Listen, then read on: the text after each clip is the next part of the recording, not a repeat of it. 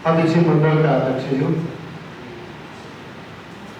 अध्यक्ष मण्डलका सहकर्मी साथीहरू तथा पदाधिकारी र केन्द्रीय समितिका सदस्य सहकर्मी साथीहरू, अब कार्यक्रमको अन्तिममा भागको लागि मैले 5 मिनट मात्रै केही भन्छु, धेरै समय दिन्न।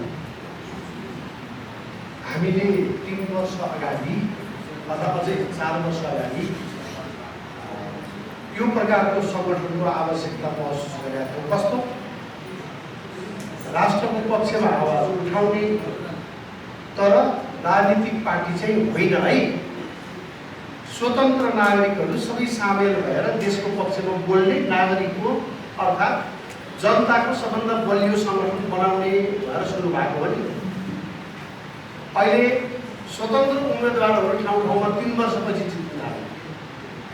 जुन कुराको परिकल्पना त हामीले 4 वर्ष अगाडि गरिसकेका थियौँ।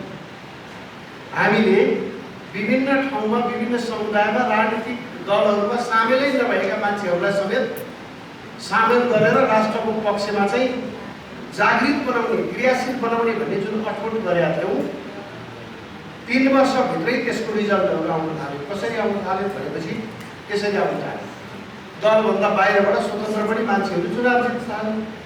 हामीले त्यो परिस्थिति, यो बिचमा कोभिडको कारणले हाम्रो सक्रियतामा, गतिशीलतामा कमजोर नबनाएको भए, अवरोध पैदा नगरेका भए र हामी आफैमाथि पूर्ण रूपमा विश्वास नभए जस्तो दुविधा पैदा नभए हाम्रा धेरै साथीहरूमा अब लाग्यो यहाँबाट काम पुग्ने हो, गर्न सक्ने हो कि होइन, करियर बन्ने हो कि होइन भन्ने पनि कुरा आयो।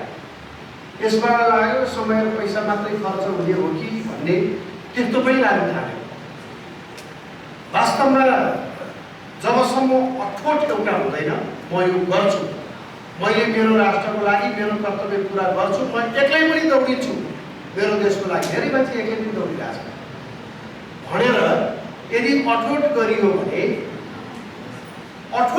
भने के हुन्छ भनेदेखि एकजना मान्छे पोखराको कास्की जिल्लाको ढिकु घरीमा जन्मियो।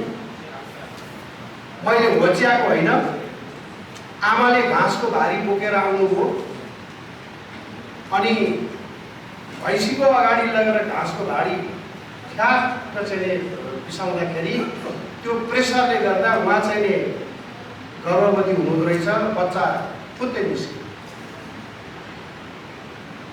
त्यो भैँसीको गोठमा जन्मिया भएर यमराज जस्तो भएको होइन होला, तर त्यो मान्छेले यस्तो अठोट गर्यो कि एक दिन म यो देशको प्रधानमन्त्री भएरै छोड्छु, जसलाई काटेर भयो नि कुटेर भयो नि भन्ने अठोट गर्यो। अठोट के गरे त त्यस्तो बिचरा वर्षभरिलाई खान पनि नपुगेर बसाइ सरेको बाख्राको पाटो दबाउँदै चितवन बसाइ सरे। मैले होच्याएको होइन, रियालिटी बताएको। अठोट गर्दा के भयो त?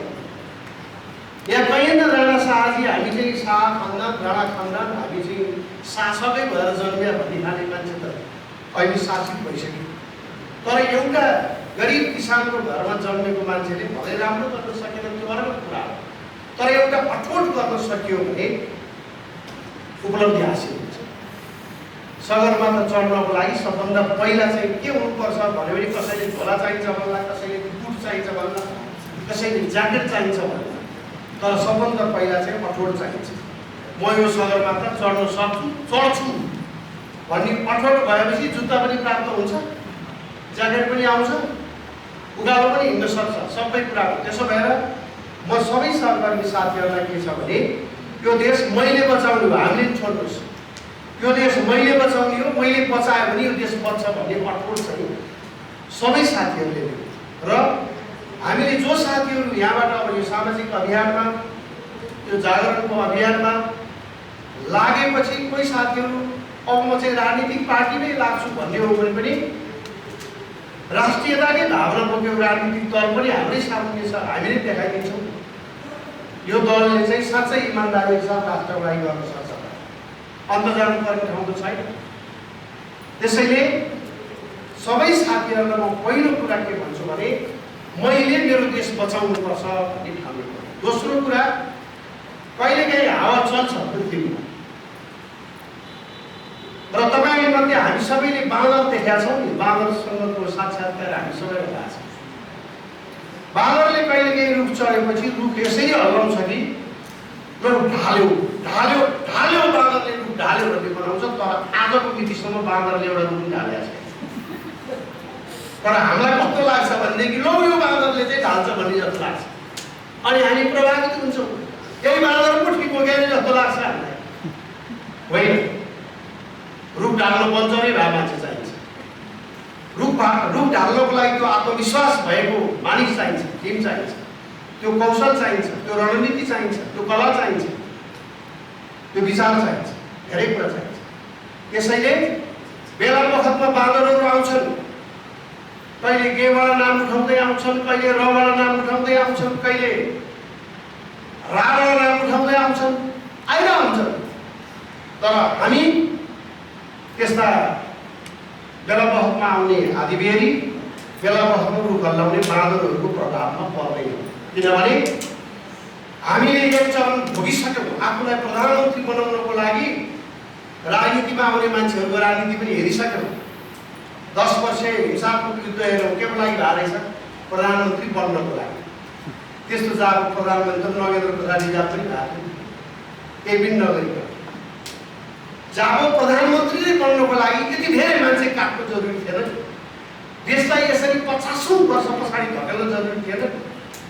त्यसैले अहिले फेरि एक थरी मान्छेहरू हाम्रै जस्तै खालका एजेन्डा बोकेर, अझ कतिपय त के अरे मुख्यमन्त्री चाहिँ प्रत्यक्ष निर्वाचित हुनुपर्छ भन्दै आछ। तर हामी प्रदेश सभामा चाहिँ भाग लिँदैनौँ। के भनिएको? त्यस्ता खालका अपरिपक्व मानिसहरू पनि आएका छन्। सुन्न उस्तै लाग्छ। तर यस्तो झिल्केहरूसँग चाहिँ हाम्रो साथीहरू कोही पनि प्रभावित हुन जरुरी छैन। बरु उहाँहरूलाई सम्झाइ बुझाइ गर्नु, तपाईँहरू अलिक अपरिपक्व हुनुहुन्छ, गलत बाटोको हुनुहुन्छ। तपाईँहरू साँच्चै देशको लागि केही गर्ने हो भने यो एजेन्डाले राष्ट्रियता बलियो बनाउँछ, राष्ट्रिय एकता बलियो बनाउँछ।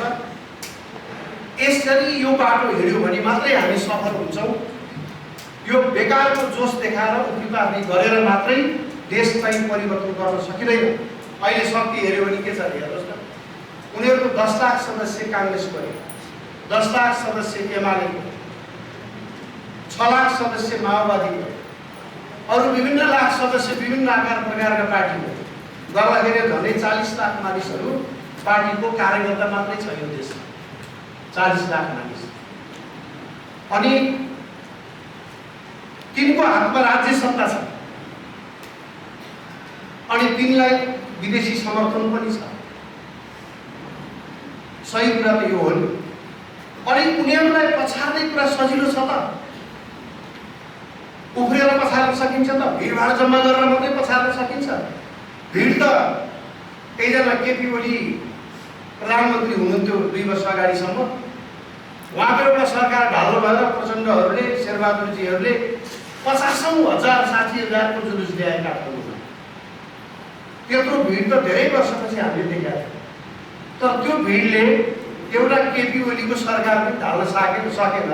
त्यो व्यवस्था बदल्न सक्छ, एउटा कुरा। दोस्रो कुरा, चुनावमा चाहिँ एउटा राप्रपा भन्ने पार्टीको एकलौटी मार्केट थियो। कुनै बेला हिन्दू राष्ट्र भन्थ्यो, संहिताको खारेज गर्ने भन्थ्यो, अनि विभिन्न यस्तो खालको एजेन्डाहरू बोकेका थियो। एकलौटी बजार थियो देशभरि। त्यस्तो एजेन्डा बोक्ने एउटै मात्र सङ्गठन थियो। त्यो पार्टीलाई धेरै काङ्ग्रेस र कम्युनिस्टका मान्छेले समेत भोट हालेर हाल्दा कति सङ्ख्या पुग्यो भने 7 लाख। त्यसपछि नेतृत्व बदलियो, नयाँ नेतृत्व आयो। नयाँ नेतृत्व आएपछि ठाउँ ठाउँमा भिड हेरेको हामीले अब यसले चाहिँ 7 थियो भने 14 चाहिँ पुर्याउने हो भन्ने थियो।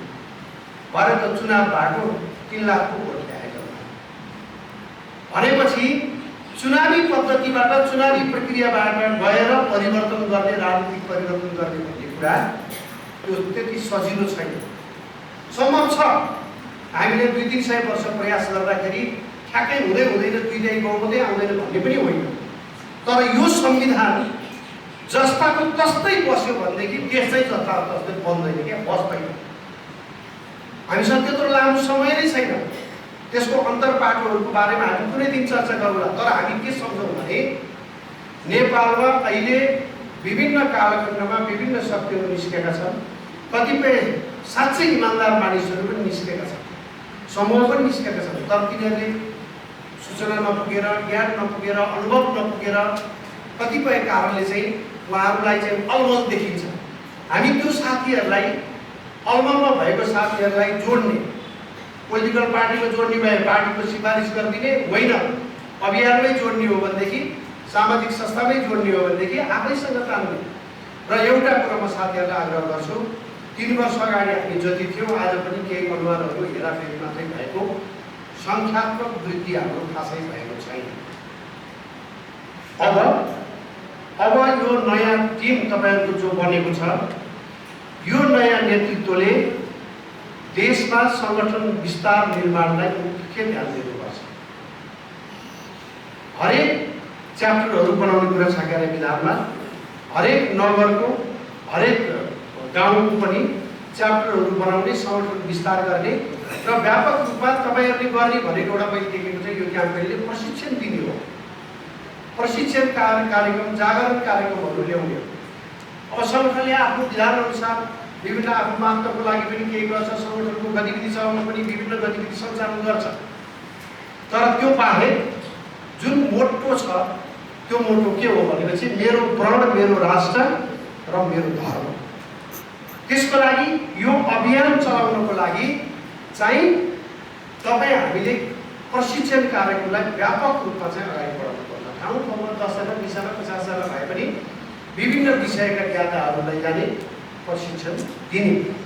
र अर्को कुरा, अब अन्त्यमा म तपाईँहरूलाई के भन्छु भने अहिले नेपालमा चाहिँ मन्त्री, प्रधानमन्त्री, सचिव, मुख्य सचिव भइसकेपछि देशको बारेमा चिन्ता लिनु पर्दैन जस्तो देखिएको छ, हुँदैन जस्तो देखिएको छ। अब मन्त्री प्रधानमन्त्री भइसक्यो, अब के देशको कुरा गरिराख्नु हो त, आफ्नो यसको बन्दोबस्तीको कुरा गरौँ भने जस्तो छ क्या। अब मन्त्री प्रधानमन्त्री हुँदैन देशको चिन्ता लिनु मिल्दैन त, मिल्थ्यो नि त। तर नेपालमा चाहिँ मन्त्री भइसक्यो, प्रधानमन्त्री भइसक्यो, सचिव, मुख्य सचिव भइसक्यो, अब के देशको कुरा गरौँ। अब त छोराछोरीको प्रबन्ध मिलाउँ, यसको साथीभाइ आफन्तको व्यवस्थित गरौँ भने जस्तो केही वर्ष यता भइराखेको छ। भनेपछि यो विषयमा उहाँहरूको रियल चरित्रलाई एक्सपोज गर्न, अनि तपाईँहरूले अहिले अध्यक्षज्यूले प्रस्ताव पनि पेश गर्नुभयो, देशको दुश्मन चिनौँ भन्ने प्रस्ताव। मलाई त्यो प्रस्ताव यहाँबाट पास हुँदा मलाई खुसी लाग्यो वास्तवमा, कि देशको दुश्मन चिनौँ भन्ने राष्ट्रिय अभियान चलाउनु हो भने त्यसले के गर्छ भने देश विरोधी काम गर्ने मान्छेहरूलाई डिस्करेज गर्छ देशभरि। देशको दुश्मन भनेको जसले हाम्रो राष्ट्रिय एकताको विरुद्धमा काम गर्छ, जसले हाम्रो धर्म, संस्कार, संस्कृतिको विरुद्धमा काम गर्छ, जसले हाम्रो सार्वभौम सत्ताको सर्वोच्चतालाई असर गर्ने काम गर्छ, जसले मुलुकमा भ्रष्टाचार गर्छ र गराउँछ, यो सबै देशको दुश्मन हो। भने देशको दुश्मनहरू चिन्ने अभियान तपाईँहरूले सुरु गर्नुभयो भने यसमा आम नेपालीको साथ रहन्छ। त्यसलाई विभिन्न शीर्षकमा तपाईँहरूले बाँडेर कार्यक्रम चलाउने, देशको दुश्मन चिनौँ राष्ट्रिय अभियान सुरु गर्ने एउटा अभियान देशव्यापी रूपमा लग्यो भने हाम्रो मातृभूमिका लागि नेपालीले के गरिरहेछ भन्दा देशको दुश्मन चिनौँ अभियान। कहिले फोकस गर्नुहोस् राष्ट्रियतालाई, कहिले भ्रष्टाचारलाई फोकस गर्नुहोस् र भ्रष्टाचारी पनि देशको दुश्मन हो भन्ने कुरा स्थापित गर्नु। त्यसरी चाहिँ तपाईँहरूले कार्यक्रम बनाइदिनु हो भनेदेखि यसले राम्रो गर्छ। अब साँच्चै अन्तिममा चाहिँ नागरिकताको विषय आयो, अहिलेको जटिल, यो पहिले पनि जटिल थियो। नेपालीहरू हामी चाहिँ एउटा कमजोरी के छ भने मौसमी कुरा। अस्ति नै कहिले हो कुन चाहिँ देशले सिमाना मिच्यो भएर ठुल्ठुलो आन्दोलन, अनि फिर्ता भयो, हामी त सेवा। अनि राष्ट्रियताको विषय पनि त्यस्तो हुन्छ। तपाईँ हामीले सम्झिनुपर्ने कुरा के हुन्छ भने राष्ट्रियताको विषय सम्झौतामा टुङ्गिँदैन, कहिले पनि टुङ्गिँदैन। अरू राजनीतिक विषयहरू सम्झौतामा टुङ्गिन सक्छ। अहिले मैले पहिला नै भनेको थिएँ कि प्याजको भाउ घटाउनै पर्यो भनेर गरिने आन्दोलन 10 रुपियाँ घटाउ भएर सुरु भएको छ भने ल 500 रुपियाँ भयो नि घटाएर चित्त बुझाउन सकिन्छ। तेलको भाउ 40 रुपियाँ घटाउँ भनेर आन्दोलन सुरु भयो। अब 20 रुपियाँमा सम्झौता गर्न सकिन्छ। तर राष्ट्रिय एकता बलियो बनाइयोस् भनेर गरे आन्दोलन चाहिँ अलिअलि बलियो बनाऊ, अलिअलि कमजोर भयो नि सम्झौता गरौँ भन्न मिल्छ। सार्वभौम सत्ता चाहिँ अलिअलि मात्रै बलियो भयो नि हुन्छ, अब यति चाहिँ कमजोर भयो नि हुन्छ भनेर छोड्न मिल्छ। यो राष्ट्रको विषय चाहिँ सम्झौतामा टुङ्ग्याउनु मिल्दैन, टुङ्गिँदैन। यो त टुङ्गोमै पुर्याउनु पर्ने हुन्छ। र नेपालको सन्दर्भमा नागरिकताको विषय राष्ट्रियता संघर्षको विषय, यो राजनीतिक विषय होइन। राजनीतिक विषय बन्नु हुँदैन थियो। राष्ट्रियताको विषय, देशको विषय, राजनीतिको विषय बन्नु हुँदैन थियो। राजनीति गर्नुभयो। तर नागरिकताको विषय राष्ट्रियताको विषय। किनभने तपाईँहरूलाई उदाहरण दिन्छु, कुवेत भन्ने देश यत्रो छ, 2-3 लाख 4 लाख कति जनसङ्ख्या छ, तर नेपाली मात्रै 5 लाख छ। इन्डियन कति छ? 20-22 लाख छ। बङ्गालीहरू छन्। त्यो देशमा यहाँ बस्ने पनि 7 पुस्तादेखिका मान्छे बसेका छन् त्यहाँ, बङ्गालीहरू, इन्डियनहरू। तर तिनले कहिले पनि भोटिङ राइट र नागरिकता दिँदैन। त्यो देशको नियम हो। यदि नागरिकता दियो भने त्यो कुवेत जसको देश हो नि, त्यो देशको मान्छेले छोडेर कहाँ जानुपर्ने हुन्छ? त्यो देशमा को मन्त्री बन्छ, को प्रधानमन्त्री बन्छ, को जिएम बन्छ, को राजदूत बन्छ त्यो देशमा। त्यसैले त्यो देशको लागि राष्ट्रियताको विषय हो नागरिकता। त्यसैले उनीहरू कसैले पनि नागरिकता दिँदैन, चाहे कतार होस्, चाहे कुवेत होस्। अनि अमेरिका जस्ता समृद्ध देशले पनि 50वटा क्राइटेरिया राखेका छन् नागरिकता दिनको लागि। जाने बित्तिकै नागरिकता लिने बित्तिकै राष्ट्रपति लड्न पाउँदैन अमेरिकामा। नत्र त राजनीति गर्न जाने मान्छे यही छन् त्यो कालमा, तिनीहरू पनि गएर भइहाल्छ। त्यसैले त्यहाँ पनि क्राइटेरिया छ। र हाम्रो संविधानमा अङ्गीकृत र वंशजको नागरिकको शीर्षक चाहिँ राखेका छ। वंशजको नागरिकले यो सुविधा र अधिकार पाउने, अङ्गीकृत नागरिकले चाहिँ यो पाउने र नपाउने भनेर के लेखेका छ। नाम मात्रै फरक, क्या नाम मात्रै फरक छ संविधान।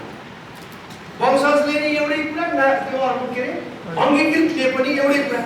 भनेपछि पहिलो त्रुटि के हो भने अङ्गीकृत नागरिकता लिने मान्छेले पहिलो कुरो त क्राइटेरिया बलियो बनाउनु पर्यो, हदपति लिन नसक्ने। लिँदाखेरि पनि के गर्ने, पाइसकेपछि त्यो मानिसले राष्ट्रपतिको चुनाव लड्न नपाउने, प्रधानमन्त्रीको लड्न नपाउने, मन्त्री बन्न नपाउने, सांसद बन्न नपाउने, हतियार प्रमुख बन्न नपाउने, निर्वाचनको संवैधानिक नियुक्तिहरू नपाउने। उसले के पाउने त भन्दा व्यापार व्यवसाय गरिखान पाउने, भोट दिन पाउने, अरू सबै सांस्कृतिक अधिकार हुने, अरू सबै अधिकार सुविधा दिए हुन्छ। तर डिसिजन मेकिङ लेभलमा पुग्ने, यो पोलिसी मेकिङ लेभलमा पुग्ने चाहिँ अधिकार अङ्गीकृत नागरिकता दिनु हुँदैन। यो नेपाली राष्ट्रियता संघर्ष हो। यस्तो कुरा गर्दा नेपालका अहिलेका राजनीतिक दलका नेताहरू यो विषय आउँदा हामीले साँच्चै यस्तो विधेयक चाहिँ नेपालको पक्षमा बनायो भने अमेरिकाले के भन्छ भनेर सोध्छ। अमेरिकालाई के असर पर्छ, चीनलाई के पर्छ होला हामीले यस्तो बनायो भने, भारतलाई के पर्छ होला भनेर उनीहरूलाई दुख्छ कि भनेर यहाँ नीति बनाउँछन् यिनीहरू। हामीले त छलफल गर्ने कुरा के हो भने हाम्रो नीति भन्दा नेपाललाई के फाइदा हुन्छ, के हित हुन्छ, के अहित हुन्छ भनेर छलफल गर्नु पर्नेमा छलफलै कहाँबाट सुरु हुन्छ भने हामीले यो नीति बनाउँदा विदेशीहरूलाई के असर प्रभाव पर्छ, को कसलाई चित्त दुख्छ भनेर सुरु हुन्छ। त्यो नागरिकताको विषय हाम्रो आन्तरिक विषय हो, नेपालीको विषय हो, नेपालभित्रको विषय हो। यहाँ भारतले पनि हस्तक्षेप गर्दैन, चीनले पनि गर्दैन, अमेरिकाले पनि गर्दैन। उहाँहरूलाई नेपालमा को मान्छे नागरिकता दिन्छ भनेर हामीले पनि भारतको चासो राखेका छैन। कसलाई नागरिकता दिन्छ दिँदैन भनेर हामीले चिनमा कसलाई नागरिकता दिन्छ भनेर हामीले चासो राखेका छैन। हामीले अमेरिकाले कसलाई नागरिकता दियो भनेर खोजेका छैन। हाम्रो पनि खोज्दैन उहाँहरूले। त्यो हामी त्यसै आतङ्कित भएको, हामी त्यसै त्रसित भएको। हामी नेपालको हितमा नागरिकता अहिले बनाउनु के गोलमाल छ त्यहाँ भनेपछि अघि एउटा दुईवटा कुरा जयबहादुर सरले उठाउनु हो। सबभन्दा खतरनाक कुरा के छ भने त्यसमा यदि बाबुआमा पहिचान नभएको बालबालिकाहरू देशमा छन् भने उनीहरूलाई वंशजको नागरिकता दिने भनेको छ। बाबुआमा नभएको बच्चाले पनि नागरिकता पाउनुपर्छ। मानवताको दृष्टिले हेऱ्यो भनेदेखि अल्टिमेटली हामीले उहाँलाई विदेशीकै बच्चा रहेछ भने पनि हामीले यहीँ बसोबास लिएर उहाँलाई सबै सुविधा दिएर मानवताको नाता, यो पृथ्वी त साझै हो नि, आखिर एउटा व्यवस्थापकीय सहजताको लागि नै राज्य बनेको भनेपछि हामी त्यो गर्नुपर्छ। तर यदि एकछिन कल्पना गर्नुहोस्, 1.5 करोड जनसङ्ख्या भएको, 1.5 अर्ब जनसङ्ख्या भएको चीन, 1.5 अर्ब जनसङ्ख्या भएको भारत, कारणवश कुनै मति बिग्रिएको शासक आयो, 1-1 करोड 1-1% अलिक अध्यक्षले भने 1-1% बच्चाहरू चाहिँ केटापट्टि लगाएर छोड्नु पर्यो, 1 महिनादेखि भएर छोडियो भने 3 करोड जनसङ्ख्या त एकैछिनमा थपिन्छ र ती सबै वंशजको नागरिकताका दावेदार हुन्छ। ती सबै र यो वंशजको नागरिकता र अङ्गीकृत नागरिकताको कुराले सबभन्दा ठुलो असर कहाँ परेको छ भने हाम्रो हिमाली क्षेत्रमा र तराई क्षेत्र। तराईमा जो रैथाने पुर्खादेखि बसिरहनु भएको छ, उहाँको ठाउँ कसले लिइरहेछ भनेपछि रातारात आएर नागरिकता लिने, अङ्गीकृत नागरिकता लिने, त्यसपछि फटाफट चाहिँ नेताहरूलाई र प्रशासकलाई प्रभावित गरेर अनि विभिन्न उच्च पोजिसन प्राप्त गर्न खोज्ने नियतवश त्यस्ता मानिसहरूले त्यहाँको रैथानेहरूलाई नै कमजोर बनाउँदैछ, विस्थापित गर्दैछ। यो त मधेसबाटै मधेसी जनताले बोलेको आवाजै होइन। मधेसको पार्टीको नेताहरूलाई राजनीति गर्ने एजेन्डा चाहिएको छ विभिन्न समयमा, त्यो एजेन्डा बनाएको मात्रै राजनीतिक एजेन्डा। जनताको नागरिकता समस्या पहाडमा पनि छ, तराईमा पनि छ, हिमाली क्षेत्रमा पनि छ, त्यो नभएको होइन। तर यसलाई के गरियो त भनेपछि वंशजको नागरिकता गर्नु पर्थ्यो के? यदि त्यस्तो टुरा बच्ची फेला पर्यो भने हामीले परिचय पत्र पहिला उपलब्ध गराउने, सरकारी रेकर्डमा राख्ने, उहाँहरूलाई काम गर्न सहजताको लागि प्रशासनमा काहीँ नरोकिने विशेष परिचय पत्र दिने, बाबुआमाको खोजी गराउने, बाबुआमाको 15 वर्षसम्म 20 वर्षदेखि पनि टुङ्गो लागेन, अर्थात् 18 वर्ष 16 वर्ष पुगेपछि नागरिकता दिन्छ, त्यो बेलासम्म पत्ता लागेन भने अङ्गीकृत नागरिकता दिने भएर पनि त हुन सक्दैन, हुनु पर्थ्यो होला। तर यहाँ के गरियो? बाबुआमा नचिनिने बित्तिकै वंशजको नागरिकता दिइहाल्ने भन्ने संविधानको व्यवस्था छ, त्यही अनुसारको कानुन हो। पहिलो आपत्तिजनक कुरा त्यहाँनिर छ। दोस्रो कुरा, वैवाहिक अङ्गीकृतको कुरा, विवाह गरेर आउने बित्तिकै एउटा विदेशको महिलाले आफ्नो सारा जन्मघर छोडेर, सबै चिज छोडेर को नचिनेको मानिस, नचिनेको देशमा जानुपर्छ अनि त्यहाँ अपनत्व फिल गर्ने कुरा अरू प्रकारले होला, भावनात्मक कुरा होला, तर कानुनी रूपमा पनि अपनत्व फिल गर्न पाउनुपर्छ। यसको मतलब के हो त भन्दा विशेष परिचय पत्र दिइहाल्नुपर्छ तुरुन्तै। सरकारी काममा कहीँ पनि नरोकिने, पैसा कमाउने, कम्पनी खोल्ने, के गर्नुपर्ने हुन्छ, अरू सबै पारिवारिक अधिकार, सामाजिक अधिकार सबै सुविधा तुरुन्तै दिइहाल्ने हुन्छ परिचय पत्र। तर अङ्गीकृत नागरिकता दिनलाई हामीले छिमेकी देशहरूबाट सिक्न सक्छौँ, अनुकरण गर्न सक्छौँ। छिमेकी देशहरूले के गरेका छ भने भुटानले बच्ची जन्मिएपछि नागरिकता दिने भनेको छ, विवाह गरेर करिब 10 वर्षको समय राखेको छ। बच्चा जन्मेको पनि नाबालिग भएपछि नागरिकता दिने भनेको छ। छिमेकी मित्र राष्ट्र भारतले विवाह गरेर ल्याएको 7 वर्षपछि नागरिकता दिने भनेको छ। पाकिस्तानले पनि त्यस्तै 7 वर्ष राखेको छ। अर्को मालदिभ्सले, यही साउथ एसियाको मात्रै कुरा, मालदिभ्सले 12 वर्षको राखेको छ। त्यो पनि त्यहाँ चाहिँ मलाई लाग्छ मुस्लिम मात्रै हुनुपर्छ, त्यहाँ अरूले नागरिकता पाउँदैन मालदिभ्समा चाहिँ, किनभने उहाँले आफ्नो मौलिक सभ्यता संस्कृतिको रक्षाको लागि त्यो क्राइटेरिया राखे। हामीले किन राख्यो भने चाहिँ राख्नु पाउनुपर्छ, राखेको छ। श्रीलङ्काले 5 वर्ष राखेको छ। अनि नेपालको अहिलेको नागरिकता ऐनले चाहिँ तुरुन्तै नागरिकताको प्रमाणपत्र दिने भनेको छ। एउटा चाहिँ यो हामीले के मात्रै बुझौँ भने अन्तर्राष्ट्रिय स्ट्यान्डर्ड अनुसार हुनुपर्छ, अन्तर्राष्ट्रिय मापदण्ड अनुसार हुनुपर्छ। नभए दक्षिणी एसियाली मापदण्ड अनुसार गरेको हामीले केही भनिहाल्यो। विवाहको कुरा संवेदनशील कुरा हो, जसलाई मिल्दैन नि नागरिकता, गाह्रो हुन्छ त्यो महिलाले। त्यसैले कानुनी प्रत्याभूति दिलाउने र यो दक्षिणी एसियाको मापदण्ड अनुसारको नागरिकता उपलब्ध गर्दा हुन्थ्यो। त्यसबाहेक केही कुराहरू यस्ता त्यहाँ आपत्तिजनक कुराहरू छन्। अनि अङ्गीकृत नागरिकताका सन्तानलाई तुरुन्तै वंशजको नागरिकता दिने कुरा पनि यही संविधानमा लेखेको छ। त्यही अनुसारको ऐन पनि आयो। संविधानपट्टि हामी धेरैले हेरेका छैनौँ। संविधानमै समस्या छ नागरिकता सम्बन्धमा। त्यसैले अघि तपाईँहरूले प्रस्ताव जुन ल्याउनुभयो, पास गर्नुभयो, सुधार संविधानमा भएन भने यो कानुनमा पनि सुधार भएर गएको छ। त्यही पनि संविधान सुधार हुनुपर्छ भनेर गर्नुभयो। वास्तवमा त्यो जाँच कुरा छ। त्यसैले यो नागरिकताको विषय चाहिँ फेरि कहिलेदेखि उठ्यो भने चाहिँ 2009 सालदेखि, विक्रम सम्वत 2009 सालदेखि उठिरहेको छ। तपाईँहरूलाई थाहा छ 2036 सालपछि नागरिकताको मुद्दा कसरी उठाउने भने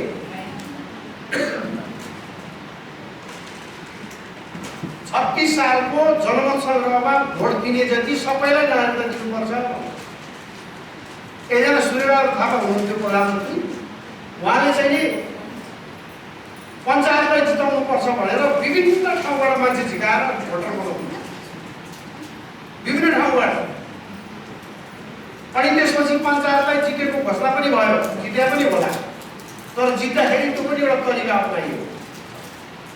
त्यसपछि के मागेको, त्यो मतदाता नामावलीमा भएको जितलाई सबैलाई नागरिकता दिएपछि समस्याको समाधान भयो भनेर भन्यो। तर त्यसलाई हामीले मान्यौँ अनि नागरिकता दियो।